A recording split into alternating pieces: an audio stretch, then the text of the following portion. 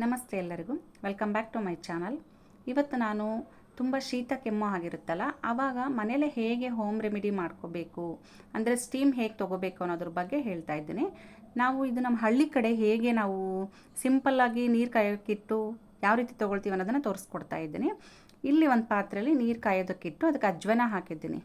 ಇದು ಆ ರೀತಿ ಸ್ಟೀಮ್ ತೊಗೊಳಕ್ಕಂತಲೇ ಮಾಡಿರೋ ಪಾತ್ರೆ ಆಗಿರೋದ್ರಿಂದ ಅದು ನೀರು ಕಾದು ಆ ಥರ ವೈಟ್ ಆಗಿದೆ. ಇಲ್ಲಿ ನೋಡಿ, ಸ್ವಲ್ಪ ನೀರನ್ನು ಕಾಯೋದಕ್ಕಿಟ್ಟು ಅಜ್ವಾನ ಹಾಕಿದ್ದೀನಿ. ಇದಕ್ಕೆ ಕ್ಯಾಪ್ ಮುಚ್ಚಿ ಕಾಯೋಕ್ಕಿಡಬೇಕು ಚೆನ್ನಾಗಿ.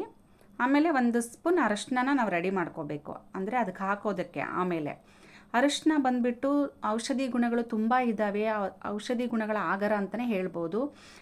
ತುಂಬ ಸಮಸ್ಯೆಗಳಿಗೆ ಇದು ಒಂದು ಔಷಧಿ ಅಂತಲೇ ಹೇಳ್ಬೋದು. ಇದನ್ನು ಇಲ್ಲಿ ಕೂಡ ಬಳಸ್ತೀವಿ. ಈಗ ನೋಡಿ, ನೀರು ಕಾಯ್ತಾ ಇದೆ, ಹೊಗೆ ಬರ್ತಾ ಇದೆ, ಕಾಣಿಸ್ತಾ ಇರ್ಬೋದು ನಿಮಗೆ.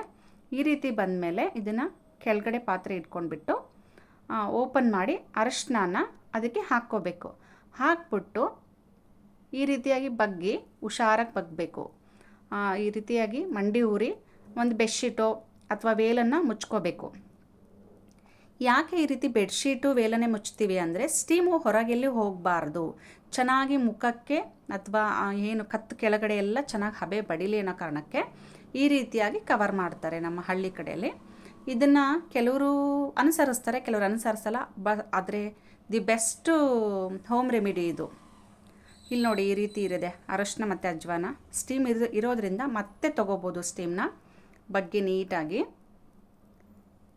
ಚೆನ್ನಾಗಿ ನಮಗೆ ಕತ್ತು ಕೆಳಗಡೆ, ಆಮೇಲೆ ಬಾಯಲ್ಲೂ ಕೂಡ ಉಸಿರಾಡ್ಬೋದು. ಇಲ್ಲಿ ಕೆಮಿಕಲ್ ಹಾಕಿಲ್ಲ, ಅಜ್ವಾನ ಮತ್ತು ಅರಶಿನ ಹಾಕಿರೋದ್ರಿಂದ ಬಾಯಲ್ಲೂ ಉಸಿರಾಡ್ಬೋದು.